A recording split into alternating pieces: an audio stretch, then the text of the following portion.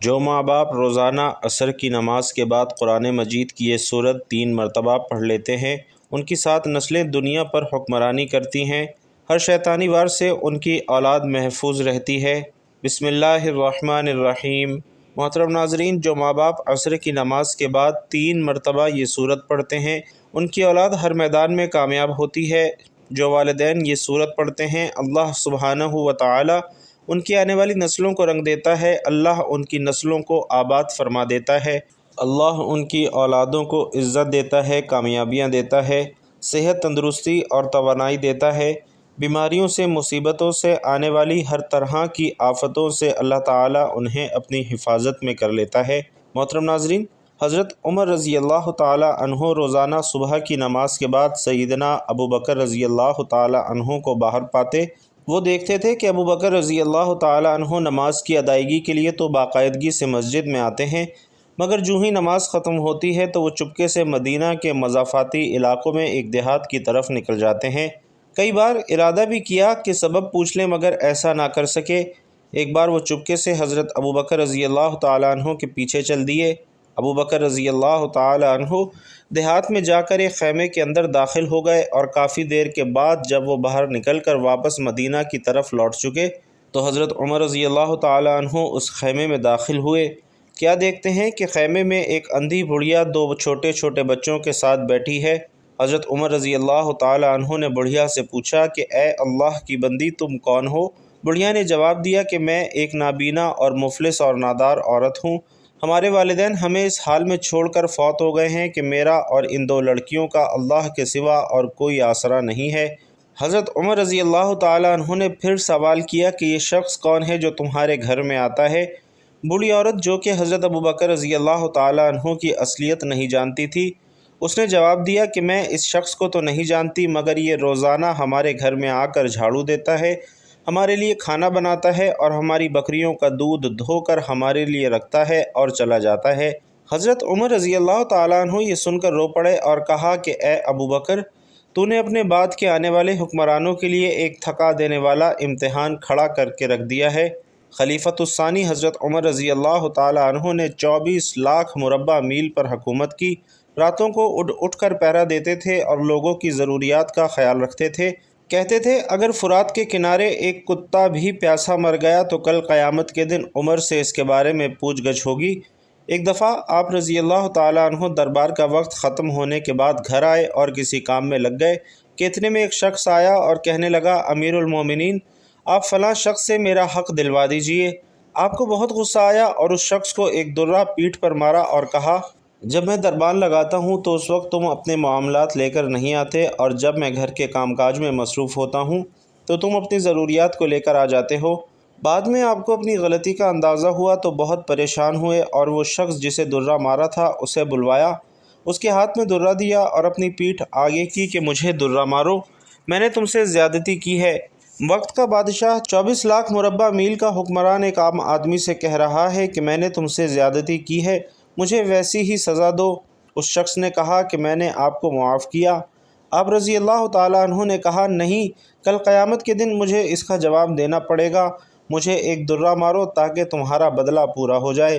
آپ رضی اللہ تعالیٰ عنہ روتے جاتے تھے اور فرماتے جاتے تھے، اے عمر، تو کافر تھا، ظالم تھا، بکریاں چراتا تھا، خدا نے تجھے اسلام کی دولت سے مالا مال کیا اور تجھے مسلمانوں کا خلیفہ بنایا، کیا تو اپنے رب کے احسانوں کو بھول گیا ہے؟ آج ایک آدمی کہتا ہے کہ مجھے میرا حق دلوا دے تو اسے درہ مارتا ہے۔ اے عمر، تو کیا سمجھ بیٹھا ہے کہ تو مرے گا نہیں؟ کل قیامت کے دن تجھے اللہ کو ایک ایک عمل کا حساب دینا پڑے گا۔ حضرت عمر رضی اللہ تعالیٰ عنہ اسی بات کو دہراتے رہے اور بڑی دیر تک روتے رہے۔ ناظرین، اللہ رب العزت کا فرمان ہے، اور یاد کرو جب لقمان نے اپنے بیٹے کو نصیحت کرتے ہوئے فرمایا، اے میرے بیٹے، کسی کو اللہ کا شریک نہ کرنا، بے شک شرک یقیناً بڑا ظلم ہے۔ بھائیوں اور بہنوں، سورۃ اللقمان میں اللہ تعالیٰ نے اپنے برگزیدہ بندے حضرت لقمان رضی اللہ تعالیٰ عنہ کی ان نصیحتوں کا بیان فرمایا ہے جو انہوں نے اپنے بیٹے کو سمجھاتے ہوئے بیان فرمائیں۔ ان نصیحتوں کا خلاصہ کچھ اس طرح ہے کہ اے میرے بیٹے، کسی شے یا شخص کو اللہ کا شریک نہ قرار دینا، بے شک شرک یقیناً بڑا ظلم ہے، اور چھوٹی سے چھوٹی برائی سے بھی بچنا، کیونکہ برائی اگر رائی کے دانے جیسی چھوٹی سی بھی ہوگی اور وہ کسی چٹان، آسمان، زمین، غار میں کہیں بھی ہو، اسے قیامت کے دن اللہ تعالیٰ بندے کے سامنے لے آئے گا۔ اور نماز قائم رکھنا، اچھائی کا حکم دینا، برائی سے منع کرنا اور مصیبت پر صبر کرنا، بے شک یہ بہت ہمت والے کاموں میں سے ہے۔ یوں ہی مغرورانہ اور متکبرانہ رویہ اختیار نہ کرنا، جیسے لوگوں سے ٹیڑھے منہ بات نہ کرنا، چیخ چلا کر بولنے کے بجائے مناسب آواز میں کلام کرنا، کیونکہ چیخنے کی آواز بری آواز ہے اور سب سے بری گدھے کی آواز ہے۔ اپنے چلنے میں درمیانی چال سے چلنا، اکڑ کر نہ چلنا، کیونکہ اللہ تعالیٰ کو اکڑنے والا، تکبر کرنے والا بندہ پسند نہیں۔ حضرت لقمان رضی اللہ تعالیٰ عنہ نے اپنے بیٹے کو جو نصیحتیں فرمائیں، انہیں بہت غور سے پڑھیں کہ انہوں نے اولاد کو زندگی کے کن کاموں کے متعلق نصیحت فرمائی اور اس کی روشنی میں ہمیں اپنی اولاد کی تربیت کیسی کرنی چاہیے۔ 1. اولاد کے عقائد کی تعلیم، اصلاح، پختگی اور استقامت پر توجہ دینی چاہیے۔ 2. ان کے ظاہری اعمال و عبادات جیسے نماز وغیرہ کی طرف توجہ دیں، انہیں نماز سکھائیں اور اسے پڑھنے کا عادی بنائیں۔ یوں ہی ظاہری باطنی آداب کے ساتھ نماز پڑھنے کی تعلیم و تربیت دیں۔ 3. یہ کہ اولاد کے باطن کی اصلاح اور درستی کی جانب توجہ کرنی چاہیے کہ جب یہ یقین دل میں بٹھا دیں گے کہ اللہ سمیع و بصیر ہے، علیم و خبیر ہے، وہ بندے کا ہر عمل ہر وقت دیکھ رہا ہے، کوئی عمل اس سے پوشیدہ نہیں اور ہر چھوٹے بڑے عمل کا قیامت میں حساب دینا ہے، تو باطنی اصلاح بہت آسان ہو جاتی ہے۔ 4. یہ کہ اولاد کی اخلاقی تربیت کریں، آداب زندگی، معاشرتی اخلاق اور اسلامی کردار سکھائیں۔ یہ چاروں چیزیں دنیا اور آخرت دونوں کے لیے نہایت اہم ہیں۔ پہلے نمبر پر عقیدہ ہے کہ عقائد کی درستی ایمان کی پختگی اور خدا پر توکل و اعتماد دنیا میں بلا و مصیبت کو برداشت کرنے اور ان سے نجات پانے کا ذریعہ ہے، جبکہ عقائد کا بگاڑ آفتوں، مصیبتوں اور بلاؤں کے نازل ہونے، دلی بے قراری اور قلبی بے چینی کا ذریعہ ہے۔ یوں ہی عقائد کی درستی آخرت میں اللہ تعالیٰ کی رحمت، خوشنودی اور جنت میں داخلے کا قوی سبب ہے، لیکن عقائد کی خرابی اور گمراہی کی حالت میں موت جہنم میں جانے کا مستحق بنا دیتی ہے، اور جو کفر کی حالت میں مر گیا تو وہ ضرور ہمیشہ کے لیے جہنم کی سزا پائے گا۔ ناظرین، دوسرے نمبر پر عبادت ہے کہ عبادت دنیا میں نیک نامی اور آخرت میں جنت میں جانے کا وسیلہ ہے۔ عبادت کے ذریعے خدا سے تعلق مضبوط، قرب الہی نصیب ہوتا ہے اور مقصد تخلیق کی تکمیل ہوتی ہے۔ اس کے برخلاف عبادت میں غفلت، خدا سے دوری، شیطان کی معیت دنیا میں ذلت و رسوائی اور آخرت میں جہنم میں داخلے کا سبب ہے۔ تیسرے نمبر پر باطنی اعمال ہیں کہ خدا سے قلبی تعلق مضبوط ہو، خدا کی صفات کا مراقبہ کرنا، دل کی طہارت، نفس کی پاکیزگی، قلب کے نور، باطن کی روحانیت اور مشاہدے کے حصول کا قوی ترین سبب ہے۔ انبیاء اور اولیاء کے مراتب میں بہت زیادہ عمل دخل انہی باطنی اعمال کا ہے، جبکہ چوتھے نمبر پر اچھے اخلاق ہیں کہ اگر اولاد کے اخلاق اچھے ہوں گے تو معاشرے میں قدر کی نگاہ سے دیکھا جائے گا اور لوگ ان کی عزت کریں گے، جبکہ برے اخلاق کی صورت میں معاشرے میں جہاں ان کا وقار ختم ہوگا، وہیں الٹا والدین کی بدنامی اور رسوائی بھی ہوگی۔ اچھے اخلاق آخرت میں اللہ تعالیٰ کی رضا کا باعث ہیں، جبکہ برے اخلاق غضب الہی اور لوگوں کی طرف سے خود پر بوجھ لادنے کا سامان ہیں۔ افسوس کہ ہمارے معاشرے میں والدین اپنے بچوں کی تربیت کے معاملے میں یہ تو دیکھتے ہیں کہ ان کا بچہ دنیاوی تعلیم اور دنیا داری میں کتنا اچھا، چالاک اور ہوشیار ہے، لیکن اس طرف توجہ بہت ہی کم کرتے ہیں کہ اس کے عقائد اور اس کے نظریات کیا ہیں اور اس کے ظاہری و باطنی اعمال کس رخ پر جا رہے ہیں۔ والدین کی یہ دلی خواہش تو ہوتی ہے کہ ان کا بچہ دنیا کی زندگی میں کامیاب انسان بنے، اس کے پاس عہدہ، منصب، عزت، دولت اور شہرت ہو، لیکن یہ تمنا نہ ہونے کے برابر ہوتی ہے کہ ان کی اولاد دین اور آخرت کے اعتبار سے بھی کامیابی کی راہ پر چلے۔ مسلمان ماں باپ کی اولاد ہونے کے ناطے اپنے دین و مذہب اور اس کی تعلیمات سے اچھی طرح آشنا ہو، اس کے عقائد و اعمال درست ہوں اور اس کا طرز زندگی اللہ تعالیٰ اور اس کے پیارے حبیب صلی اللہ علیہ وسلم کے بتائے ہوئے طریقے کے مطابق ہو۔ والدین کی یہ آرزو تو ہوتی ہے کہ ان کی اولاد دنیا میں خوب ترقی کرے تاکہ اولاد کے ساتھ ساتھ والدین کی دنیا بھی سنور جائے اور انہیں بھی عیش و آرام نصیب ہو، لیکن اس طرف توجہ نہیں کرتے کہ ان کی اولاد قبر کی زندگی میں ان کے چین کا باعث بنے اور آخرت میں ان کے لیے شفاعت اور مغفرت کا ذریعہ بنے۔ بچوں کی تربیت کے لیے انہیں اپنا تھکا ہوا اور تھوڑا سا وقت نہیں بلکہ تازہ اور بھرپور وقت دیں، ان کے پاس بیٹھیں، باتیں کریں، مصروفیات پوچھیں، صحیح عقائد اور اچھے اعمال پر گفتگو کریں، سیرت رسول اللہ صلی اللہ علیہ وسلم اور سوانح صحابہ اور اولیاء رضوان اللہ علیہ مجمعین کی باتیں سنائیں، کتابیں لا کر دیں، مطالعے کا شوق دلائیں، پڑھے ہوئے کے بارے میں سوالات کریں، ان سے کتاب سنیں، حسن اخلاق اور اچھے کام پر حوصلہ افزائی کریں، بد اخلاقی اور برے کام پر سمجھائیں اور اس کے نقصانات بتائیں، بچوں کو صحت و صفائی کی اہمیت بتائیں، متوازن اور صحت مند غذا بتائیں، اس کے کھانے کی عادت ڈالیں، صفائی کا معمول بنانے کی تربیت دیں، مفید اور فضول کاموں کا فرق بتائیں، جیسے مطالعہ، تلاوت اور عبادت مفید ہے، یوں ہی سیر، ورزش اور جائز تفریح اچھی چیز ہے، جبکہ موبائل کی بہت زیادہ مشغولیت، انٹرنیٹ کا کثیر استعمال برا ہے۔ محنت، ہمت اور چستی کامیابی کے ذرائع ہیں، جبکہ سستی، کاہلی اور کام چوری زندگی ناکام بنا دیتے ہیں۔ الغرض اولاد کو وقت اور توجہ دیں گے تو والدین کی زندگی آسان ہوگی اور بچوں کی زندگی بھی کامیاب، ورنہ خود بھی دکھی ہوں گے اور اولاد بھی پریشان رہے گی۔ تو ناظرین کرام، قرآن پاک کی ایک سورت کو اپنا روزانہ کا معمول بنا لیں، اس کے بے پناہ فائدے اور برکات ہیں۔ خاص طور سے اگر آپ یہ چاہتے ہیں کہ آپ خود اور آپ کی اولاد ہر میدان میں کامیاب ہو جائے، ہر شعبے میں کامیابی حاصل کرے، عزت حاصل کرے، اور اگر آپ یہ چاہتے ہیں کہ آپ کی اولاد لوگوں میں مقبول ہو، یہ چاہتے ہیں کہ اس دنیا اور آخرت دونوں جہانوں کی کامیابیاں آپ کی اولاد کے مقدر میں لکھ دی جائیں، بے پناہ رزق، مال و دولت اور اچھے سے اچھے رشتے آپ کی اولاد کے نصیب میں لکھ دیے جائیں، تو ہر روز عصر کی نماز کے بعد یہ ایک سورت پڑھنا اپنا معمول بنا لیجئے۔ اس سورت کو آپ کسی بھی نماز کے بعد پڑھ سکتے ہیں، لیکن عصر کی نماز بہت ہی پیاری نماز ہے اور عصر کا وقت قبولیت کا وقت مانا جاتا ہے۔ نبی رحمت صلی اللہ علیہ وسلم فرماتے ہیں کہ جس کی نماز عصر چھوٹ گئی، اسے اتنا نقصان ہوا کہ گویا اس سے اس کے اہل و عیال اور مال و دولت سب چھین لیا گیا ہو۔ عصر کی نماز ایسی شاندار نماز ہے کہ اس وقت میں مانگی گئی دعائیں رد نہیں ہوتیں۔ عصر کی نماز پڑھنے والا ہر میدان میں کامیابی پاتا ہے۔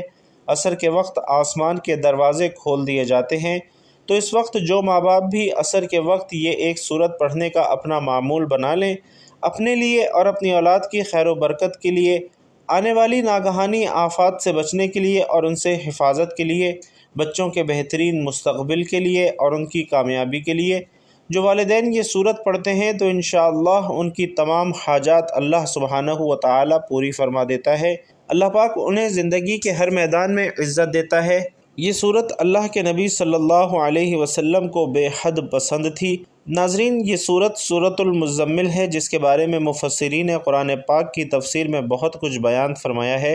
حضرت عبید بن کعب رضی اللہ تعالیٰ عنہ روایت کرتے ہیں کہ نبی کریم صلی اللہ علیہ وسلم نے فرمایا، جو شخص سورۃ المزمل کی تلاوت کرتا ہے تو اللہ سبحانہ و تعالیٰ اس کی دنیا اور آخرت کی تمام پریشانیوں اور مشکلات کو ختم فرما دیتا ہے۔ جو شخص سورۃ المزمل پڑھتا ہے تو اللہ پاک اس کی نسلوں کو شاد و آباد فرما دیتا ہے۔ سورۃ المزمل قرآن مجید کی وہ سورت ہے جو پڑھنے والے کو غنی کر دیتی ہے، مالدار کر دیتی ہے، سخی بنا دیتی ہے۔ یہ وہ سورت ہے جو نظر بد سے، حسد سے، جادو ٹونے سے، دشمنوں سے، جنات سے اور ہر طرح کے برے اثرات سے اللہ کی پناہ اور اللہ کی حفاظت کا سبب بنتی ہے۔ لہٰذا ہر روز عصر کی نماز کے بعد اس سورہ مبارکہ کو 3 مرتبہ پڑھنے کا اپنا معمول بنا لیں تو انشاءاللہ آپ بتائے گئے تمام فوائد حاصل کر پائیں گے۔ اللہ تعالیٰ نے قرآن مجید میں شکر کی اہمیت کو بہت زیادہ اجاگر کیا ہے کہ شکر کے متعلق قرآن پاک میں بہت سی آیات ملتی ہیں۔ اللہ تعالیٰ شکر کرنے والوں کو پسند کرتا ہے اور ناشکری کرنے والوں کو اللہ تعالیٰ نے اپنے عذاب سے ڈراتے ہوئے قرآن مجید میں ارشاد فرمایا ہے کہ اگر تم نے ناشکری کی تو یقین جانو میرا عذاب بڑا سخت ہے۔ اللہ رب العزت نے انسان کو اتنی نعمتوں سے نوازا ہے کہ انسان ان نعمتوں کو شمار نہیں کر سکتا۔ انسان سوچتا ہے کہ مجھے فلاں چیز کی ضرورت ہے، فلاں کے پاس یہ چیز ہے، میرے پاس کیوں نہیں ہے، فلاں کو اللہ نے یہ دیا ہے، مجھے کیوں نہیں دیا۔ لیکن اگر یہی انسان چند لمحوں کے لیے اللہ کی عطا کردہ ان نعمتوں کے بارے میں سوچے جو اللہ تعالیٰ نے اسے عطا کی ہیں، تو ان میں سے بہت سی ایسی نعمتیں ہیں جو اللہ رب العزت نے اسے بن مانگے ہی عطا کر دی ہیں کہ جن کے لیے بہت سے لوگ اللہ کے سامنے گڑ گڑاتے ہیں۔ تو انسان حقیقی معنوں میں اللہ کا شکر ادا کر سکتا ہے۔ اللہ تعالیٰ نے ہمیں بے شمار نعمتوں سے نوازا ہے۔ ہم ایک وقت میں ایک ساتھ اللہ تعالیٰ کی عطا کردہ بہت سی نعمتوں سے فائدہ اٹھا رہے ہوتے ہیں۔ اللہ تعالیٰ نے ہمیں مکمل جسمانی اعضاء کے ساتھ ساتھ عقل و شعور اور ہر محرومی سے پاک ایک مکمل انسان بنایا ہے۔ اگر ہم اپنے ارد گرد دیکھیں تو ہمیں بہت سے ایسے لوگ نظر آئیں گے جو بہت سی محرومیوں کا شکار ہیں۔ اس لیے ہمیں ان سب نعمتوں پر جو اللہ تعالیٰ نے ہمیں عطا کی ہیں تہ دل سے اللہ کا شکر ادا کرنا چاہیے۔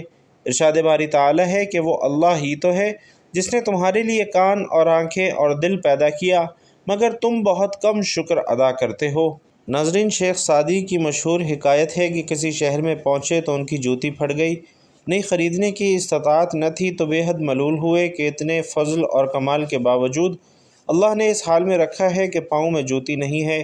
وہ جیسے ہی شہر کی مسجد میں داخل ہوئے تو ان کی نظر ایک ایسے شخص پر پڑی جس کے پاؤں ہی نہیں تھے، اور یہ دیکھتے ہی اللہ رب العزت کے آگے سجدے میں گر گئے۔ اللہ کا لاکھ شکر ادا کیا کہ جوتی نہیں تو کیا ہوا، پاؤں تو ہیں، جبکہ اس بیچارے کے پاؤں نہیں ہیں۔ اللہ تبارک و تعالیٰ کی سب سے بڑی نعمت یہ ہے کہ اللہ نے ہمیں مسلمان گھرانے میں پیدا کیا۔ صرف یہی نہیں بلکہ خاتم النبیین صلی اللہ علیہ وسلم کا امتی بنایا، جس کا شکر ہم تمام عمر سجدے میں بھی پڑھ رہے ہیں پھر بھی ادا نہیں کر سکتے۔ ہمیں اللہ کی نعمتوں کا تذکرہ کرتے رہنا چاہیے، اس طرح بھی ہم اللہ تعالیٰ کا شکر ادا کر سکتے ہیں۔ لیکن ہماری ستم ظریفی یہ ہے کہ مصیبتوں کا تذکرہ تو کرتے ہیں لیکن نعمتوں کا ذکر نہیں کرتے۔ ہم اللہ کا شکر کچھ اس طرح بھی ادا کر سکتے ہیں کہ ہم دین کے معاملے میں اپنے سے اوپر والے کو دیکھیں اور دنیاوی لحاظ سے اپنے نیچے والے کو دیکھیں۔ حضرت ابو ہریرہ رضی اللہ تعالیٰ عنہ سے روایت ہے کہ نبی کریم صلی اللہ علیہ وسلم نے فرمایا کہ تم میں سے جو کوئی کسی ایسے آدمی کو دیکھے جو اس سے زیادہ مالدار ہو اور اس سے زیادہ اچھی شکل و صورت کا ہو اور اس کو دیکھ کر اپنی حالت پر ناشکری کرے تو اسے چاہیے کہ وہ شخص اس پر نظر ڈالے جو اس سے کمتر ہو۔ ناظرین، اللہ تعالیٰ نے ہمیں پینے کے لیے صاف پانی دیا ہے، کھانے کے لیے طرح طرح کا اناج، حلال اور پاکیزہ چیزیں دی ہیں تاکہ ہم اللہ تعالیٰ کی دی ہوئی ان نعمتوں کو کھائیں، ان نعمتوں کو استعمال کریں اور اس اللہ کا شکر ادا کریں۔ اگر اللہ تعالیٰ ہم پر اپنی یہ تمام نعمتیں بند کر دے تو کون ہے جو ہمیں رزق دے؟ تو اس لیے ہمیں ہر حال میں اللہ کا شکر ادا کرنا چاہیے۔ اللہ تعالیٰ نے قرآن مجید میں ارشاد فرمایا ہے کہ اللہ نے جو حلال پاکیزہ چیزیں تمہیں رزق کے طور پر دی ہیں انہیں کھاؤ اور اللہ تعالیٰ کی نعمتوں کا شکر ادا کرو اگر تم واقعی اس کی عبادت کرتے ہو۔ اللہ تعالیٰ کی شکر گزاری اس کے بندوں پر واجب ہے۔ جب اللہ تعالیٰ نے حضرت سلیمان علیہ السلام کو بہت سی نعمتیں دی تو حضرت سلیمان علیہ السلام نے ان نعمتوں کا اعتراف ان الفاظ میں کیا کہ یہ میرے رب کا فضل ہے تاکہ مجھے آزمائے کہ میں شکر گزاری کرتا ہوں کہ ناشکری کرتا ہوں۔ اللہ رب العزت سے دعا ہے کہ ہمیں اپنی نعمتوں کو استعمال کر کے ان پر شکر ادا کرنے کی توفیق نصیب فرمائے، ہم سب کو ناشکری سے بچائے۔ اللہ کریم میرا سنانا اور آپ کا سننا اپنی بارگاہ میں قبول و منظور فرمائے، آمین یا رب العالمین۔ ناظرین، آخر میں آپ سے گزارش ہے کہ اپنے رزق میں وسعت، برکت اور کشادگی کے لیے اللہ تعالیٰ کے 99 ناموں میں سے کوئی ایک نام کمنٹ باکس میں ضرور لکھیے گا۔ اللہ رب العزت آپ سب کا حامی و ناصر ہو، آمین یا رب العالمین۔